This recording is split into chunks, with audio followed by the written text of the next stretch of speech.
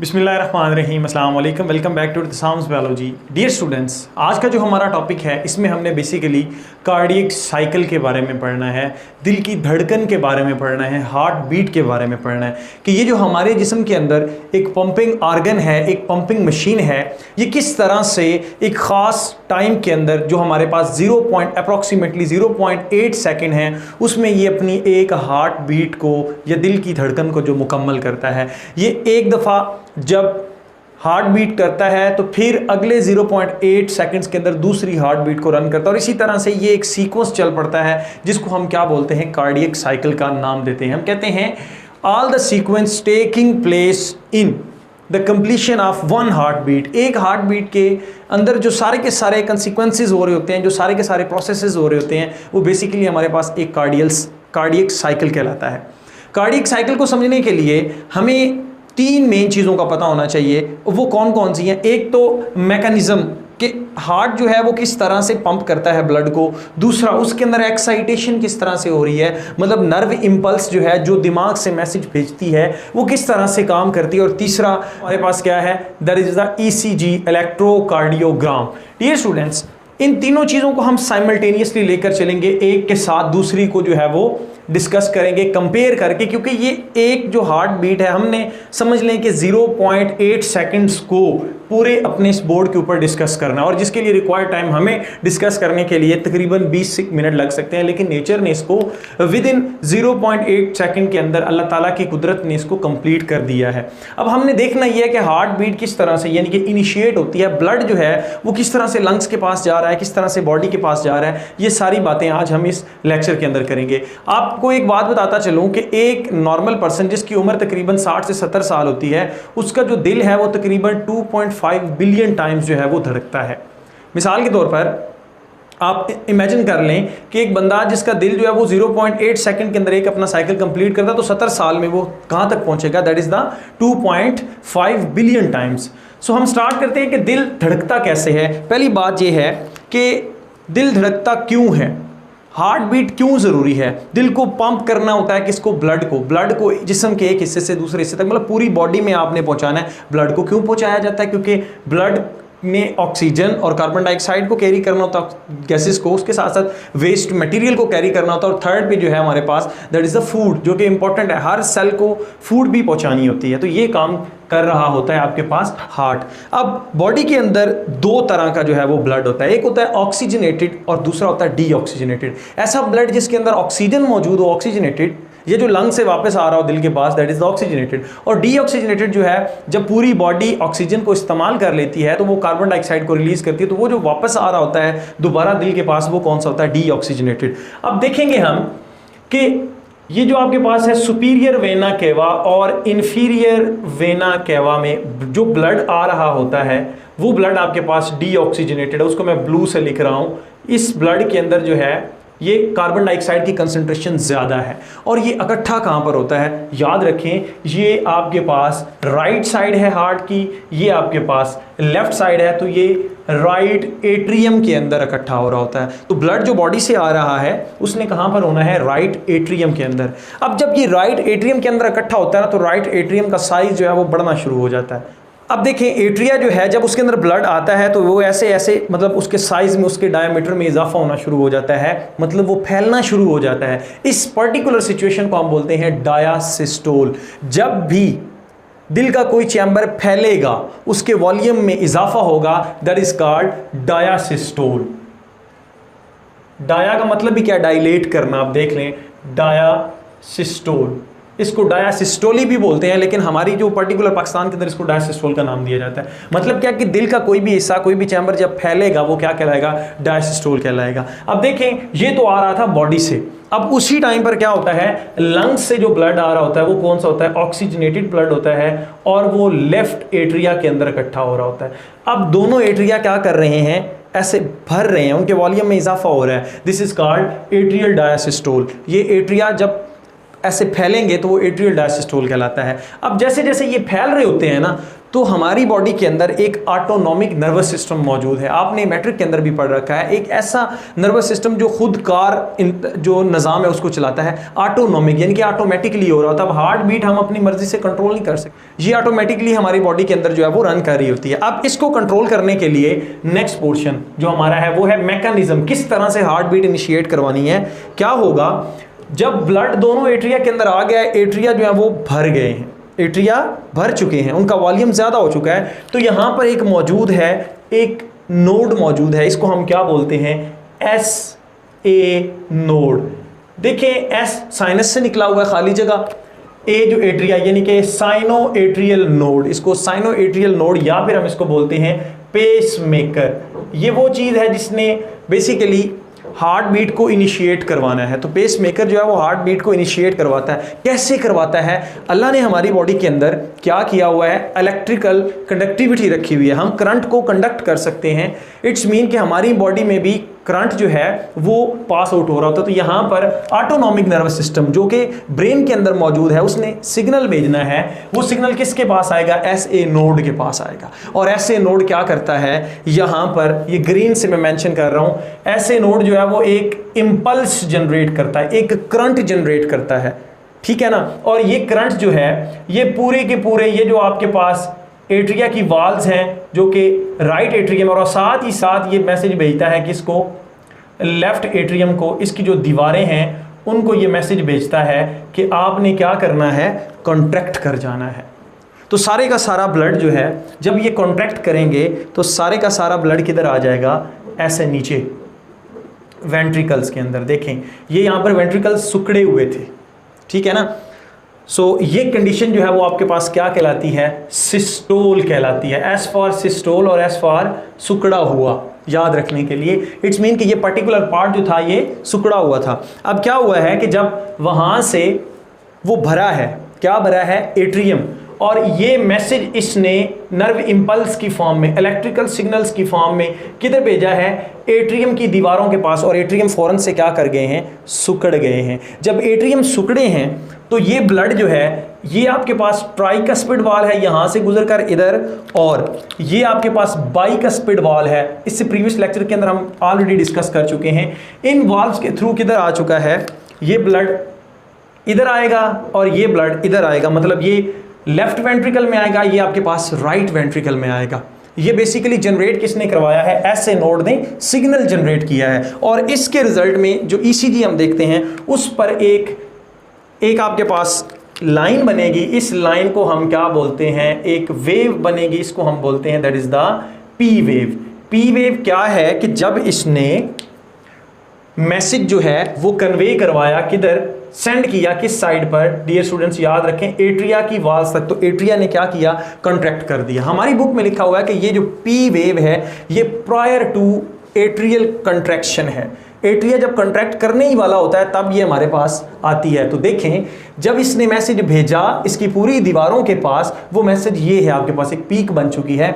इस मैसेज ने क्या किया, एट्रियल वॉल्स को कॉन्ट्रैक्ट करवा दिया। तो ईसीजी में, इलेक्ट्रोकार्डियोग्राम में पहली वेव हमारे पास जो है वो ये आती है, दैट इज द पी। बिल्कुल जो एट्रियम है वो कॉन्ट्रैक्ट करने से पहले। उसके बाद हमने देखना है कि नेक्स्ट क्या होगा। नेक्स्ट ये होना है, जब ये बाई और ट्राइकस्पिड से अंदर आता है तो वो एक दम से क्या होते हैं, बंद होते हैं। और इसके लिए आप याद रख लें TBL, ट्राइकस्पिड एंड बाइकस्पिड जो आवाज़ देते हैं वो होती है लब की। ये इस तरह से आपको याद रहेगा क्योंकि ये MCQs में जो है वो पूछा जा सकता है। सो ट्राइकस्पिड और बाइकस्पिड जब बंद होते हैं तो क्या होता है, लब की आवाज़ आती है। होता क्या है कि जब यहाँ पर प्रेशर ज़्यादा था और यहाँ पर प्रेशर कम है तो चीज़ हमेशा हाई प्रेशर से लो प्रेशर की तरफ जाती है, तो ब्लड यहाँ से इस कंडक्टिविटी की वजह से इनके अंदर आएगा। देखें ये आपके पास क्या हो चुके हैं, अब ये फैल चुके हैं। ये नीचे वाला पोर्शन जो है वो सारे का सारा फैल चुका है। अभी इसने भी कॉन्ट्रैक्ट करना है। ये मिली सेकेंड के अंदर हुआ था, मिली सेकेंड के अंदर, ठीक है ना। ये आपके पास जब ये ऐसे फैल चुके हैं तो ये किस कंडीशन में चले गए हैं, ये चली गई आपके पास डायासिस्टोल कंडीशन के अंदर। अब नेक्स्ट हमने देखना है कि ये जब इसके अंदर आए हैं तो ये ऊपर वाले जो वाल्व्स थे ये बड़े प्रेशर के साथ बंद हुए। The sound is produce is actually लब, ये जो साउंड है वो आपके पास लब कहलाता है। नेक्स्ट जो है हमने ये देखना है कि ये थोड़ा सा टाइम और लेगा, ब्लू से हम कर लेते हैं, थोड़ा सा टाइम और लेगा। किसके लिए? ये जो मैसेज आ रहा है इसने एक पर्टिकुलर और चीज तक जाना है। ये जो दूसरी चीज का नाम मैं ले रहा हूं, this is called AV node. इसको हम क्या नाम देते हैं? AV node. एवी नोड क्या है? ये एट्रियम है, ये वेंट्रिकुलर है, और ये एट्रियो वेंट्रिकुलर नोड कहलाता है, एवी नोड कहलाता है। मतलब वेंट्रिकल ये है, एट्रियम ये है, तो इसके अंदर जहां पर जो इसके जंक्शन में पाया जाता है node, this is the atrio ventricular node. इसका काम क्या है? आप ऐसी समझ लीजिए, ये गेट वे है, एक गेट है।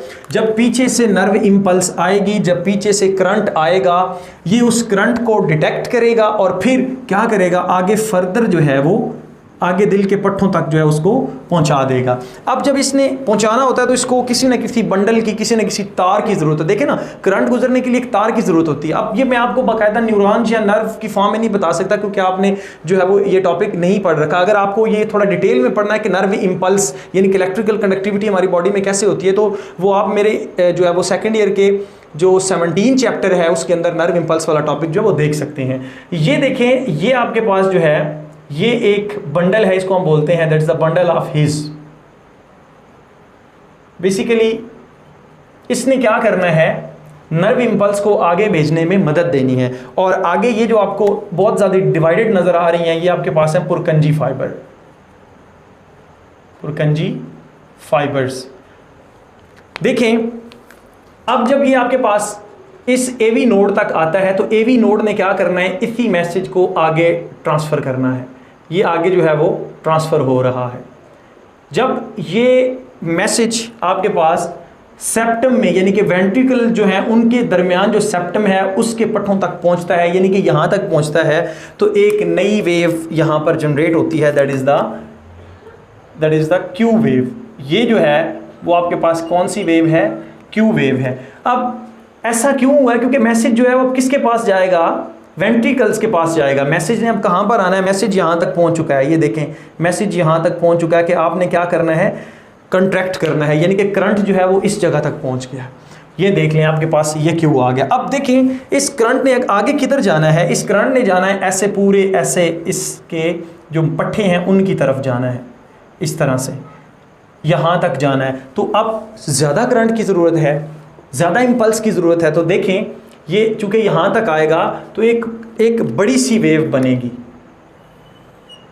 ऐसे। ये जो वेव होगी आपके पास क्या कहलाएगी?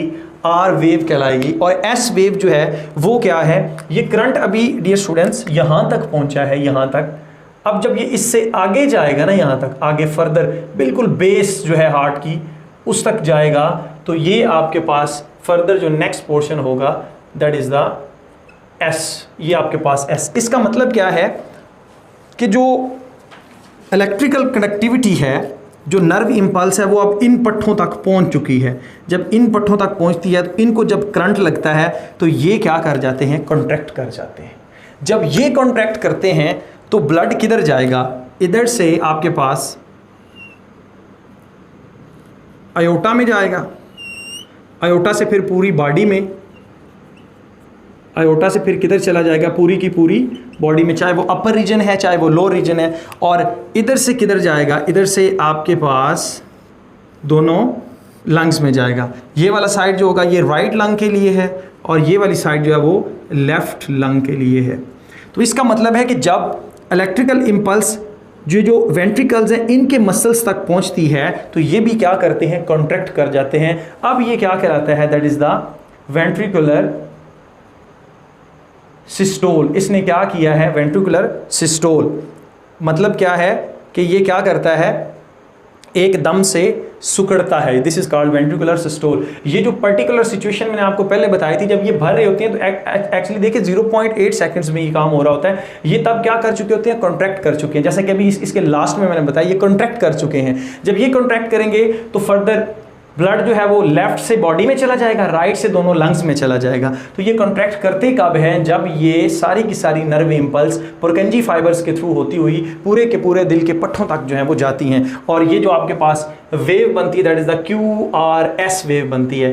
P जो है वो किसके लिए है, एट्रियल कंट्रैक्शन, एट्रियल जो है वो जब वो कंट्रैक्ट करने से पहले बिल्कुल जब वो भर चुके होते हैं, तो जब वो कंट्रैक्ट करते हैं तब आपके पास P, फिर जब वेंट्रिकुलर कंट्रैक्ट करेंगे ये सिकुड़ेंगे, इनका साइज जो है वो फिर छोटा हो जाएगा।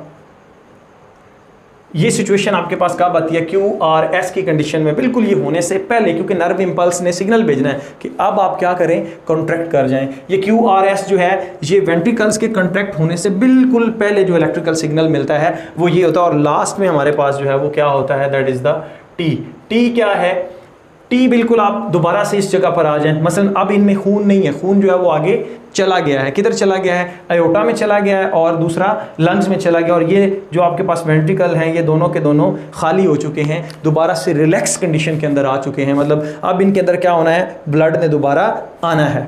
तो ये जो आपके पास है सिग्नल ये क्या कराता है, दैट इज द T। इस तरह से आप क्या कर सकते हैं, इलेक्ट्रोकार्डियोग्राम जो है वो देख सकते हैं। अब ये मेजर कैसे की जाती है, एक मशीन होती है बेसिकली, वो आपके पूरी बॉडी पे, मिसाल के तौर पर ये जो हार्ट है, हार्ट वाली जगह पे इस जगह पर क्या किया जाता है, जेल लगाया जाता है। जेल लगा के इसके क्लिप्स जो हैं वो, उनको आप कैथोड बोल सकते हैं, एनोड बोल सकते हैं, इलेक्ट्रोड्स बोल सकते हैं, वो लगा दिए जाते हैं। और सम टाइम जो है वो पिंडलियाँ या टखनों के पास भी लगाया जाता है ताकि रीडिंग्स जो है वो सही 100% जो हमारे पास आए। और ये करते वक्त किसी भी किस्म की इलेक्ट्रॉनिक डिवाइस जो लाइक मोबाइल्स वो इंसान के पास नहीं होने चाहिए, क्योंकि ये वेव्स जो होती हैं वो उसको क्या कर देती हैं, डिस्टर्ब करती हैं।